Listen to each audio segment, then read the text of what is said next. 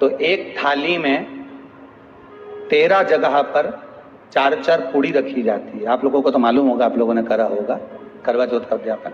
एक थाली में 13 जगह पर पूड़ी और सीरा, सीरा मतलब हलवा रखा जाता है।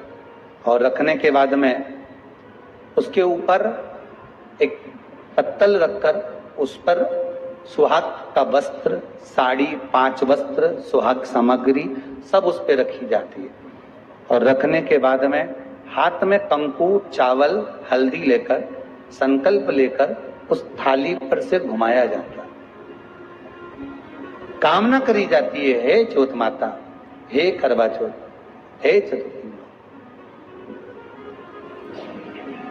मेरे जीवन में मैंने आपका व्रत करा है, मेरे इस व्रत को स्वीकार करना, मेरा सौभाग्य का, मेरा मांग का सिंदूर, मेरी भाल की बिंदी, मेरे हाथ का चूड़ा, मेरी पाँव की बिछोड़ी, इसको अमर करना मां।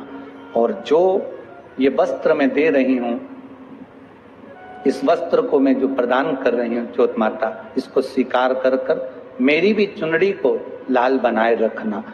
तब उस साड़ी को, उस वस्तु को, उस सामग्री को उठाकर घर की वृद्ध सास को, जो घर में सासू होती है, उसको दिया जाता है। सास नहीं हो तो किसी सौभाग्यवती नारी को दिया जाता है।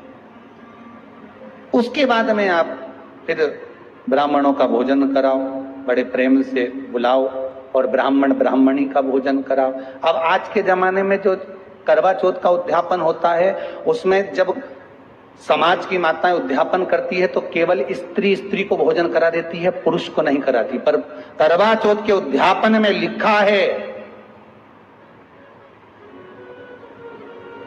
कि ब्राह्मण का भोजन होना चाहिए, उसके साथ सौभाग्यवती नारी आए, उसकी पत्नी।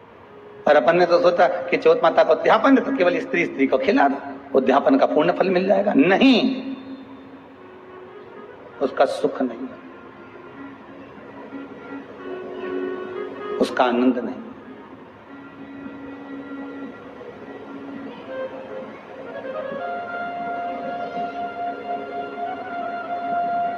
और देने का भी फल है महाराज। करवा चौथ का उद्यापन करो तो भोजन करने उसको बुलाओ जो अपने घर का हो, उसको उद्यापन में नहीं गिनो। अपने घर के लोगों तो वैसे ही भोजन करेंगे, घर का व्यक्ति तो वैसे ही भोजन करेगा ना, पर अपन ने उन्हीं को गिना। ने हमारी बड़ी जीजी के गिन लो, ने छोटी जीजी के गिन लो, ने भांजी के गिन लो, ने उसके गिन लो, ने उसके गिन लो, ने 13-14 ऐसे ही इकट्ठा कर लिया। ने साहब ये अपने इकट्ठे हो गए, ये तो अपने हो गए। ये तो तुम उद्यापन करोगे तो घर में इनको तो जिमाना ही पड़ेगा, क्योंकि तुम्हारे रिश्तेदार है। दूसरे को जिमा कर जब हम दान देते हैं, दान उसको लगता है जो दूसरे को दिया गया। कई लोग कहते हैं हमने बहन बेटी के दे दिया, तो बहन बेटी क्या दान लेती है? किस पुराण में लिखा है कि बहन बेटी दान लेती है? हमको वो भी बताना कि बहन बेटी दान लेती है, क्योंकि बेटी तो खुद कन्यादान में जाती है। बेटी का कन्यादान होता है, वस्तु का दान नहीं। बेटी खुद दान में दी जा रही है, कन्यादान में। बेटी कभी दान नहीं लेती महाराज, बहन बेटियां कभी दान नहीं लेंगी। और बहन बेटियों को कह भी देना चाहिए, अगर भाभियों बोले कि हमने जीजी को दान है, दान मान नहीं ले रहा है, देना हो तो ठाठ से हमारा हक दे रही हो। हम साल भर में आते हैं तो राखी पे साड़ी दे रही हो, ये हमारा हक है, क्योंकि हमारे मकान में रह रही हो,